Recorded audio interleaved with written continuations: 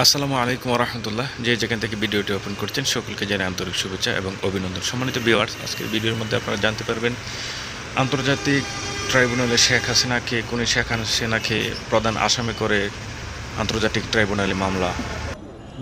আন্তর্জাতিক অপরাধ ট্রাইব্যুনালে খুনি হাসিনাকে প্রধান আসামি করে এবং শেখ হাসিনার সহচরদেরকে মামলার আওতায় এবং অন্যান্য যারা তার সহযোগী ছিল, এই ফ্যাসিজমের যারা ফুল সোলজার ছিল, তাদেরকে আসামি করে এই অন্তর্বর্তীকালীন সরকারের কাছে আমরা দাবি করছি খুনি হাসিনাকে আসামি করে আন্তর্জাতিক অপরাধ ট্রাইব্যুনালে মামলা দায়ের করতে হবে।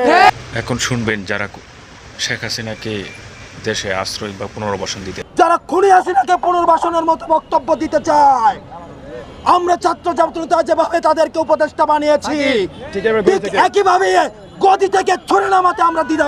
এই চ্যানেলে নতুন হয়ে থাকেন অবশ্যই চ্যানেলটি সাবস্ক্রাইব করে পাশে থাকা বেল আইকনটি বাজিয়ে রাখবেন। সেই সাথে ভিডিওতে লাইক না দিলে অবশ্যই একটি